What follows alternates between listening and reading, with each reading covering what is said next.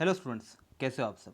Last video में हमने देखा था first part of electoral politics और इस वीडियो में हम देखेंगे इलेक्शन कैंपेन और उसके आगे का। ठीक है, तो इलेक्शन कैंपेन जो है तो मेन पर्पस इलेक्शन का है कि लोगों को एक चॉइस मिले, वो अपने रिप्रेजेंटेटिव चुन पाए, एक गवर्नमेंट चुन पाए और गवर्नमेंट की जो पॉलिसी है जो उन्हें लगता है कि उनके हिसाब से ठीक है तो उसको सपोर्ट कर पाए और वो पॉलिसी जो आगे रख रहे हैं तो उनकी गवर्नमेंट बने। तो इसलिए ये बहुत ज़रूरी है कि फ्री और ओपन डिस्कशन हो कि कौन अच्छा रिप्रेजेंटेटिव है, कौन जो है अच्छी सरकार बना सकता है और किसकी पॉलिसी अच्छी है। तो इसीलिए जो है इलेक्शन कैंपेन रखा गया है। हमारे कंट्री में जो है इलेक्शन कैंपेन 2 वीक के लिए होता है। जब फाइनल लिस्ट निकलती है कैंडिडेट की, ठीक है, पार्टी के कैंडिडेट की डिक्लेयर होती है, उसके बीच का और जो है पोलिंग डेट के जो बीच का टाइम रहता है तो उसमें जो है उनको 14 डेज मिलते हैं, यानी 2 हफ्ते मिलते हैं। ठीक है, और जब पोलिंग डे रहता है जिस दिन इलेक्शन होता है उसके एक दिन पहले से जो है ये कैंपेनिंग बंद हो जाती है। तो इस पीरियड में जो है कैंडिडेट वोटर से कांटेक्ट करते हैं, पॉलिटिकल लीडर जो है इलेक्शन मीटिंग और रैलीज को जो है एड्रेस करते हैं, पॉलिटिकल पार्टीज जो है अपने सपोर्टर को मोबिलाइज करती है और अपने फेवर में जो है वोटर्स को खींचने की कोशिश करती है। और इसी टाइम पे न्यूज़पेपर, टेलीविज़न और सोशल मीडिया पे जो है पॉलिटिकल पार्टीज़ की स्टोरी की, डिबेट की जो है और इस चीज़ की पूरी भरमार होती है। लेकिन जो इलेक्शन कैंपेन है तो सिर्फ ये लिमिटेड टाइम के लिए सीमित नहीं होता है। पॉलिटिकल पार्टी इसकी तैयारी बहुत पहले से कर देती है, महीने 2-3 महीने पहले से कर देती है।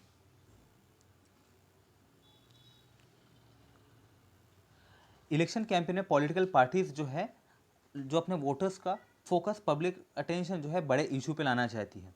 तो बड़े इशू पे लोगों का जो है फोकस आएगा तो फिर लोग जो है उनके लिए वोट करेंगे। ठीक है, उस पॉलिसी के लिए वोट करेंगे, इशू के लिए वोट करेंगे। तो ऐसा जो है स्लोगन कांग्रेस पार्टी ने दी थी इंदिरा गांधी गवर्नमेंट के टाइम पे, गरीबी हटाओ।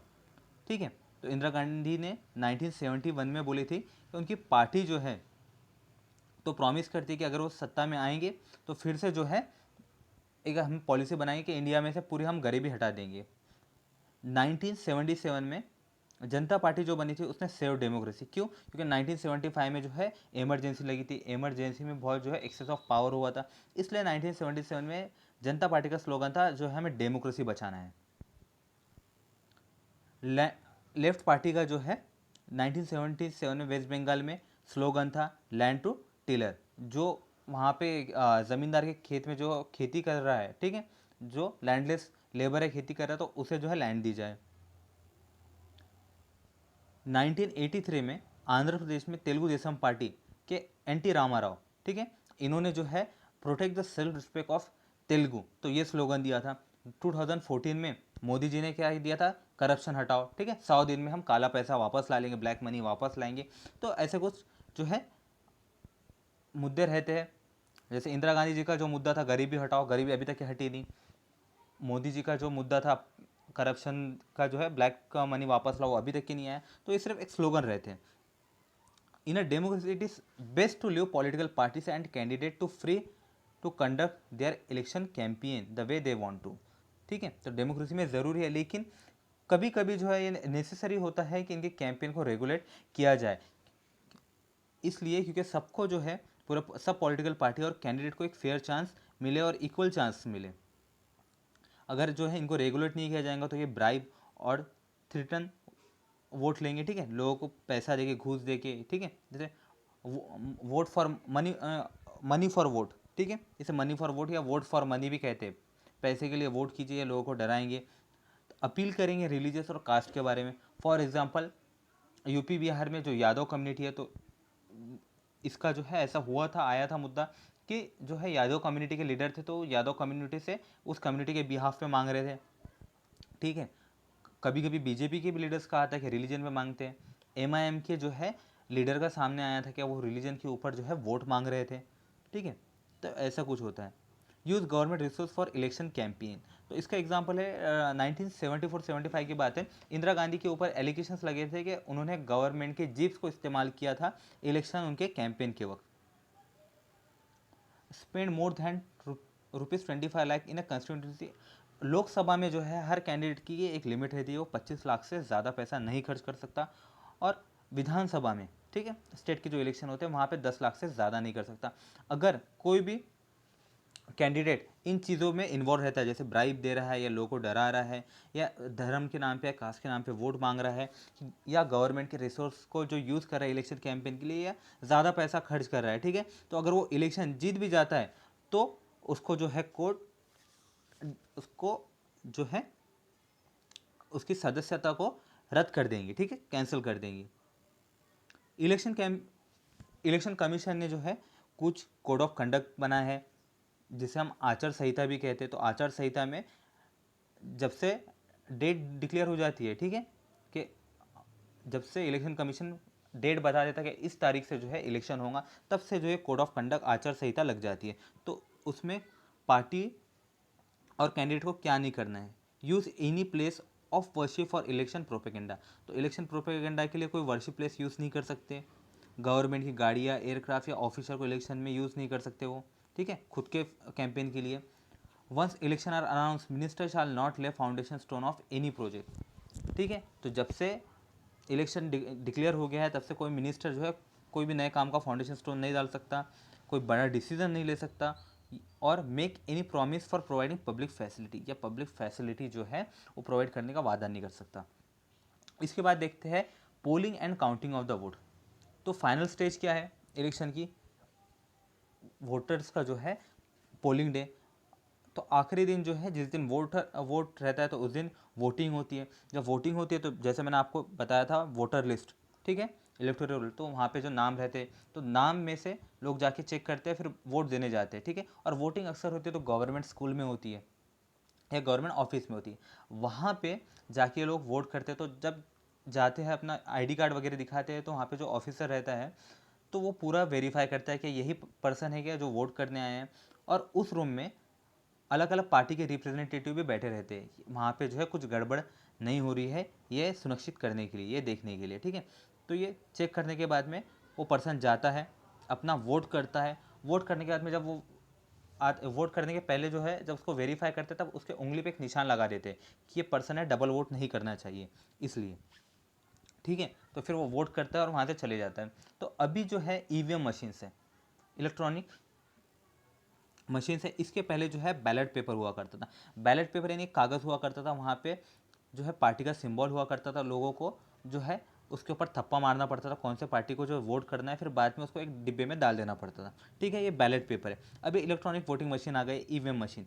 तो वहाँ पे लिस्ट रहती है, ठीक है, पार्टी का सिंबल रहता है, वो कैंडिडेट का नाम रहता है, आपको बटन दबाना है, ठीक है, पार्टी के सिंबल के सामने, और वो जो कैंडिडेट के नाम के सामने बटन रहती है उसको दबाना है।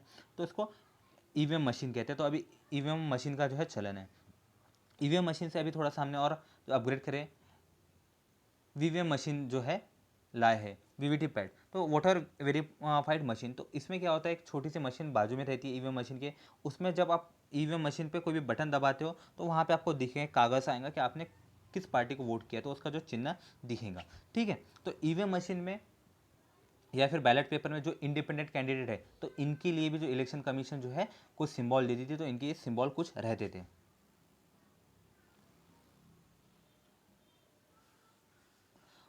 तो ये वोटिंग जो है होने के बाद में एक टाइम रहता है, शाम के 6 बजे या 7 बजे वोटिंग खत्म होने के बाद में ये पूरे मशीनों को सीज कर लिया जाता है और एक जगह पे रखा जाता है, ठीक है। एक जगह पे रखने के बाद में कुछ दिन के बाद में जब रिजल्ट का डे होता है तब वहाँ पे पूरे जो है मशीन को साथ में निकाला जाता है और काउंटिंग होती है, ठीक है, पूरे देश में। और न्यूज़पेपर, टीवी, रेडियो, हर जगह पे जो है इसका जो है पब्लिसिटी होती है, इसको बताया जाता है कौन सा जो है कैंडिडेट आगे चल रहा है, कौन पीछे चल रहा है, कौन जो जीता है, इसके बारे में बताया जाता है।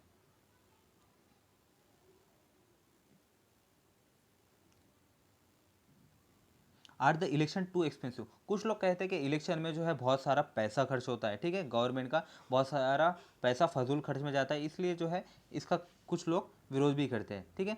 2004 के हिसाब से अगर हम देखें तो हर पर्सन के ऊपर 20 रुपये खर्च हो रहे थे, ठीक है, ये सिर्फ गवर्नमेंट का खर्चा है। 2014 के हिसाब से अगर हम देखते हैं तो 3,000 करोड़ रुपए खर्चा हुआ था पर पर्सन के ऊपर में। लेकिन अगर हम पार्टी को मिला लिए तो ये होता है 30,000 रुपये के आसपास में, नहीं हर पर्सन 500 रुपये खर्चा होता है।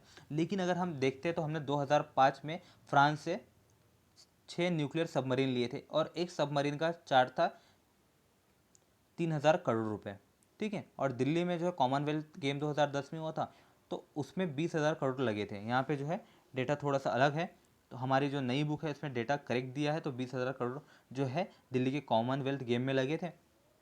तो हमारे डेमोक्रेसी के सामने देखिए, हमने जो है सबमरीन खरीदने में 3,000 करोड़ रुपए खर्च कर दिए, कॉमनवेल्थ गेम में खर्च कर दिए, तो हमारे डेमोक्रेसी के लिए इतना तो हम कर ही सकते हैं। यहाँ पे कैंडिडेट क्या बता रहा है, जो है गुलबर्गा असेंबली का लोकसभा का रिजल्ट के कौन से पार्टी के कैंडिडेट को कितने वोट मिले और कौन जीत के आया है।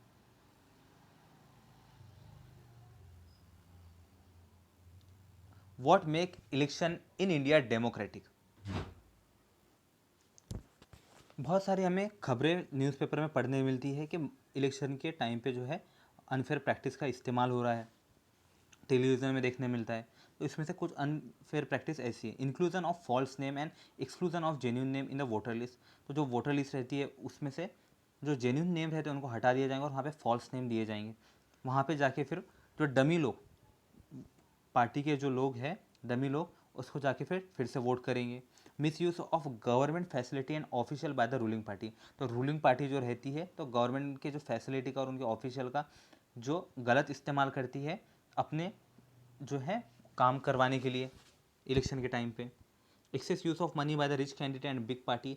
तो बड़ी पार्टी और रिच कैंडिडेट जो है अपने मनी का जो है ज़्यादा उपयोग करते हैं, लोगों को पैसे बांटते हैं या और जो दूसरे तरीके से लोगों को अपने तरफ पैसा फेंक के लुभाने की कोशिश करते हैं। Intimating of the voter and rigging of the polling day. तो पोलिंग डे के दिन जो लोगों को डराया धमकाया जाता है और लोगों को साथ में लेके जाया जाता है, जब कुछ लोगों को बोल दिया जाता है इनके साथ आप जाओ और वोटिंग करवा के लाना। तो इसमें से बहुत सारी जो है रिपोर्ट सही है और हमें जो है अनहैप्पी हम फील करते हैं जब ऐसी रिपोर्ट सामने आती है, लेकिन फॉर्चुनेटली ये इतने बड़े स्केल में नहीं है कि जो हमारे इलेक्शन पर्पस को डिफीट कर दें। This become clear if we ask a basic question, can a party win an election and come to power not because it has a popular support but through the electoral malpractice। तो हमारे सामने ये भी सवाल आता है कि अगर हमें लोगों का सपोर्ट नहीं है और हम माल प्रैक्टिस करके कोई पार्टी या कोई कैंडिडेट जो है जीत कर आ सकता है, तो ये वाइटल क्वेश्चन, इसको हम देखेंगे अभी। Independent election commission. तो हमारे इंडिया में जो इस चीज़ का जो है पता लगाने के लिए तो हमें चेक करना है कि जो हमारे इंडिया में इलेक्शन कैसे हो रहे हैं, ठीक है। इलेक्शन कंडक्ट कौन कर रहा है, तो जो इलेक्शन कंडक्ट कर रहा है तो उसमें गवर्नमेंट का हस्तक्षेप है या नहीं है, गवर्नमेंट उसमें इन्वॉल्व है कि नहीं है, गवर्नमेंट उसको इन्फ्लुएंस या प्रेशराइज कर सकती है क्या नहीं है, ठीक है। तो हमारे जो इंडिया में इलेक्शन कंडक्ट करता है इलेक्शन कमीशन, और इलेक्शन कमीशन एक इंडिपेंडेंट और बहुत पावरफुल बॉडी है, ठीक है। तो ये सेम जो काइंड का इंडिपेंडेंस एंजॉय करता है जैसे जुडिशरी एंजॉय करती है।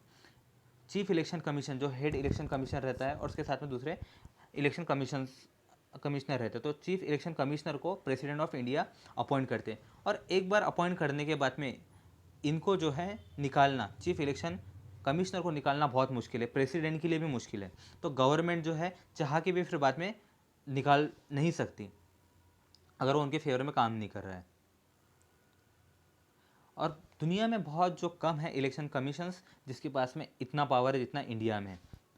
तो इलेक्शन कमीशन का काम देखते हैं। Election commission take decision on every aspect of conduct and control of election from the announcement of election to the declaration of result. तो जब से इलेक्शन कमीशन डेट अनाउंस करता है कि हम इलेक्शन लेंगे और रिजल्ट आने तक के, तो उस टाइम पे ये पूरा कंट्रोल करता है और कंडक्ट करता है election. It implement the code of conduct and punish any candidate और पार्टी डेट वॉयलेट्स इट। तो ये इलेक्शन कमीशन जो कोड ऑफ कंडक्ट को इम्प्लीमेंट भी करता है, अगर कोई पार्टी या कोई कैंडिडेट जो है इसको वॉयलेट करता है तो उसको पनिश भी इलेक्शन कमीशन करेगा।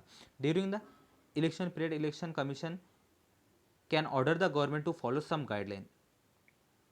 इलेक्शन के दौरान इलेक्शन कमीशन गवर्नमेंट को बोल सकता है आपको जो है गाइडलाइन को फॉलो कीजिए। To prevent use and misuse of governmental power to enhance it chance to win election और to transfer some government official. तो गवर्नमेंट ऑफिशियल को अगर ट्रांसफ़र करती है गवर्नमेंट अपने बेनिफिट के लिए तो उसको रोक सकता है। When on election duty government officer work under the control of the election commission and not the government. जब इलेक्शन ड्यूटी पे रहते तो गवर्नमेंट ऑफिशियल जो है इलेक्शन कमीशन के अंडर में काम करता है, गवर्नमेंट के अंडर काम नहीं करता। In the last 25 years or so, the Election Commission has begun to exercise all its power and even expanded them। तो ये 25 सालों में इलेक्शन कमीशन ने जो अपना पावर को और बढ़ाया है। तो इसका मैं आपको एग्जांपल बताता हूँ 1990s में। उस टाइम में जो है इलेक्शन कमीशन के हेड बने टी एन सेशन, ठीक है। तो ये इलेक्शन कमीशन बने थे। उसके पहले क्या होता था, जो रूलिंग पार्टी है वो बताती थी, डेट दे देती थी इलेक्शन कमीशन को कि आप इलेक्शन ले लीजिए, ठीक है। लेकिन टी.एन. सेशन जब पावर में जब इलेक्शन कमिश्नर बन के आए तो उन्होंने पूछा गवर्नमेंट को कि आप जो है रेडी हो क्या। तो गवर्नमेंट ने कहा ये क्या बोल रहे हो, हम आपको डेट देंगे। तो तब टी.एन. सेशन ने कहा था नहीं, ये हमारा काम है, डेट हम देंगे, आप रेडी हो या ना हो ये बताइए, ठीक है। तो ये हुआ। दूसरी चीज़ क्या हुई कि जहाँ पे भी इलेक्शन होते थे तो पूरे इंडिया में एक जगह एक साथ होते थे, या कहीं भी जो है एक स्टेट में होते थे तो एक साथ होते थे। तो उस टाइम पे बिहार में जो है इलेक्शन के टाइम पे बहुत धांधली होती थी। तो टी.एन. सेशन ने जो है ये मिसयूज़ हो रहा है, धांधली हो रही है, इसलिए कई बार इलेक्शन को जो है रीशेड्यूल किया, कहीं की जो है पोलिंग फिर से करवाई, और जो है स्टेप बाय स्टेप इलेक्शन करवाया। जैसे कुछ डिस्ट्रिक्ट में बिहार में अभी इलेक्शन होगा और कुछ डिस्ट्रिक्ट में कुछ दिन बाद, तो इसको कुछ चरणों में टी.एन. सेशन ने करवाया। तो इस तरीके से इलेक्शन कमीशन जो है इन 25 सालों में पावरफुल बनी है, अपने जो है पावर का पूरा इस्तेमाल किया है इन्होंने। कई बार जो है रूलिंग पार्टी भी पसंद नहीं करती है जो इलेक्शन कमीशन करती है, बट उन्हें इलेक्शन कमीशन को ओबे करना पड़ता है। और अगर ऐसा नहीं होता था, अगर इलेक्शन कमीशन जो है इंडिपेंडेंट और पावरफुल नहीं रहता था। तो पॉपुलर पार्टिसिपेशन, दूसरा तरीका जो है quality of election process check करने का है कि लोगों का पार्टिसिपेशन, कि लोग कितने इंथुजियास्टिकली जो है इलेक्शन में पार्टिसिपेट कर रहे हैं। अगर इलेक्शन जो प्रोसेस है तो अगर फेयर नहीं रहती थी तो लोग जो है उसमें पार्टिसिपेट करना छोड़ देते थे। तो हम यहाँ पे चार्ट में देखते हैं। तो इंडिया में जो है वोटर टर्नआउट, तो एक तरीका जो है लोगों का पार्टिसिपेशन देखने का, वोटर टर्नआउट देखने का, कि कितने जो है परसेंटेज एलिजिबल वोटर्स ने वोट किया, ठीक है। तो ये 50 साल में हमने देखा तो वोटर टर्नआउट यूरोप में और नॉर्थ अमेरिका में कम हुआ है, लेकिन इंडिया में जो है आइदर स्टेबल रहा है या बढ़ते रहा है। इंडिया में जो है पुअर, इलिटरेट और अंडर प्रिविलेज लोग जो है वोटिंग में बढ़ चढ़ के हिस्सा लेते हैं और वोटिंग करते हैं compare to the rich and privilege section. लेकिन ये जो है वेस्टर्न डेमोक्रेसी से कॉन्ट्रास्ट है। वेस्टर्न डेमोक्रेसी में जो है जैसे यूएसए में हो गया और अफ्रीकन अमेरिकन जो है यूएसए में, तो वहाँ पे रिच लोग जो है ज़्यादा पार्टिसिपेट करते हैं rather than the poor people.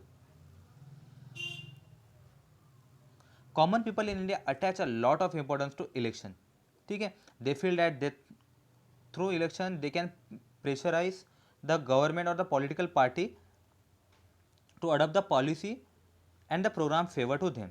तो कॉमन लोगों को लगता है कि हम इलेक्शन के तहत जो है इलेक्शन के टाइम पे गवर्नमेंट को और पॉलिटिकल पार्टी को प्रेशराइज कर सकते हैं जो हमारे इंटरेस्ट में काम करे। जैसे हमने पहले देखा था, अगर वो उनके इंटरेस्ट में काम नहीं करते तो फिर वोट नहीं देंगे। The interest of the voter in election related activities has been increase over the year, ठीक है। तो वोटर्स का इंटरेस्ट जो है बढ़ते गया है। तो इसमें जो है कई लोगों ने 1/3 लोगों ने जो है इलेक्शन कैंपेन में पार्टिसिपेट किया है, और 50% लोग जो है अपने आप को कोई ना कोई पार्टी से जुड़ा है ये बताते हैं। ये वोटर टर्नआउट देखिए इंडिया में 2004 का, तो इसमें अपर कास्ट भी 56% है, ओबीसी, तो हर कैटेगरी को कंपेयर किया गया तो सबका परसेंटेज जो है 50 के ऊपर ही है। दोस्तों participate in any election related activity, तो इसमें देखिए 96 में, 98 में, 19 में, 2004 में, तो ये जो पार्टिसिपेशन है बढ़ते गया है।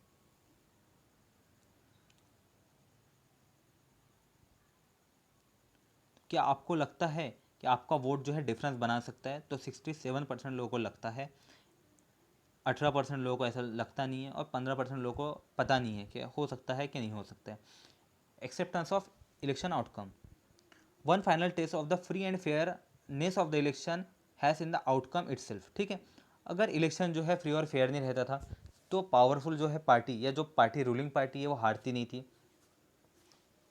और दूसरी बात जो है, जो लूजिंग पार्टी है तो कभी इंडिया स्वीकार नहीं करती थी अपनी हार को, ठीक है। लेकिन हमारे इंडिया में जो है रूलिंग पार्टी जो है 25 साल में हर 3 बार में से 2 बार हारी है। यूएसए में जो है जो सीटिंग इलेक्टेड रिप्रेजेंटेटिव रहते हैं वो रेयरली हारते हैं, ठीक है, कभी कभार ही हारते हैं यूएसए में। लेकिन इंडिया में जो सिटिंग एमएलए और एमपी है तो 50% लोग हर जो है इलेक्शन में खाली होते हैं।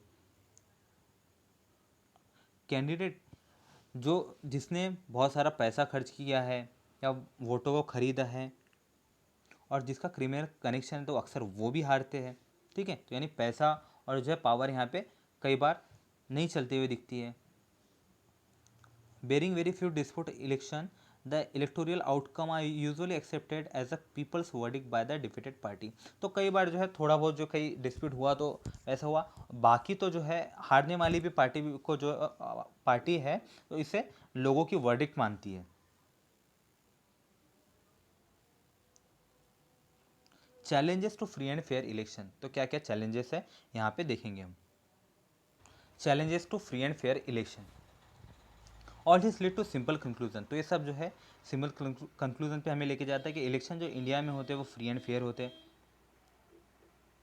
The party that win election and the form government does so because people have chosen it over the rival, ठीक है। तो मे नॉट बी, ये जो है हर जगह पे सही नहीं हो सकता। कई जो कैंडिडेट है तो प्योरली जो पैसे के बल पे या फिर अनफेयर यूज़ करके जो है मीन्स का यूज़ करके जीते होंगे, लेकिन ओवरऑल जो वर्डिक्ट था वो जनरल इलेक्शन का ये लोगों के प्रेफरेंस को जो है दर्शाता है। यहाँ पे बहुत जो कम एक्सेप्शन है 50-60 साल में, ठीक है। This is what make India a election democratic, India के जो है इलेक्शन को डेमोक्रेटिक बनाता है। Yet the picture look different if we ask deeper question, अगर हम गहराई से देखते तो जो है डिफरेंट लुक हमें दिखता है। Are people's preference based on real knowledge, क्या लोगों की प्रेफरेंस रियल नॉलेज पर है, क्या वोटर्स के पास में रियल चॉइस मिल रही है, क्या इलेक्शन जो है तो सही में लेवल प्लेइंग फील्ड है सबके लिए, ठीक है। क्या एक ऑर्डिनरी सिटीजन भी जो है होप कर सकता है क्या वो इलेक्शन में जो है एज अ कैंडिडेट खड़ा हो और जीतेगा। तो ये क्वेश्चन का हमें जब देखते हैं तो हमें कई लिमिटेशंस दिखते हैं इंडिया के इलेक्शंस में और चैलेंजेस दिखते हैं। तो इसमें कुछ चैलेंजेस यहाँ पे, candidate and a party with a lot of money may be not sure of their victory but they do enjoy a big and unfair advantage over a small party and independent। तो candidate जिसके पास में बहुत सारा पैसा है, party जिसके पास में बहुत पैसा है, तो वो तो अपने जीत के बारे में श्योर नहीं है, लेकिन उनके पास में जो है बहुत एडवांटेज है स्मॉल पार्टी और इंडिपेंडेंट कैंडिडेट से। In some part of the country, candidates with criminal connection have been able to push other out of the electoral race and to secure a ticket from the major party। तो कई बार जो होता है जो candidate का criminal connection रहता है तो कई बार वो दूसरे कैंडिडेट को बाहर जो निकाल देता है इलेक्शन के डरा के धमका के और मेजर पार्टी के टिकट लेने में सफल रहता है। Some family tend to dominate political parties, ticket are distributed to relative from their families. तो कई जो है पॉलिटिकल फैमिली जो डोमिनेट करती है तो कई बार अपने फैमिली को टिकट देने में सक्षम रहती है।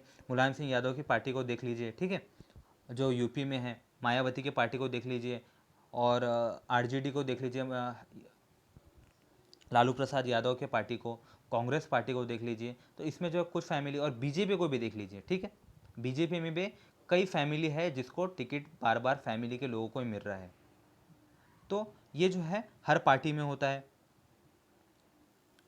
बीजेपी भी इसमें से छुट्टी नहीं है। बीजेपी भी में भी जो है पार्टी के जो बड़े नेता के रिलेटिव्स है उनको टिकट मिलता है।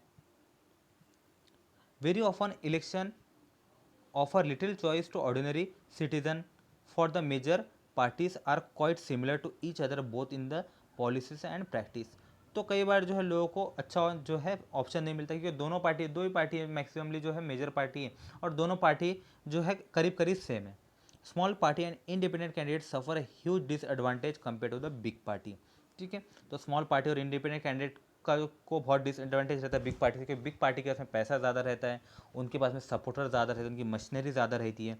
This challenges exist not just in India but also in many establish democracy. तो ये चैलेंज सिर्फ इंडिया में नहीं है, दुनिया के बहुत सारे डेमोक्रेसी में। This deeper issue are a matter of concern for those who believe in a democracy. तो एक कंसर्न की बात है जो डेमोक्रेसी पे बिलीव करते हैं। That is why citizens, social activities and organization have been demanding reform in our electoral system. Can you think of some reform? आप कुछ सोच सकते हो? What can an ordinary citizen do to face these challenges? ये question के साथ में जो है हमारा चैप्टर यहाँ पे समाप्त होता है। स्टूडेंट्स, आपको अगर कुछ नहीं समझा होगा तो प्लीज़ मुझे मैसेज कीजिए या इस वीडियो पे कमेंट कीजिए। Thank you.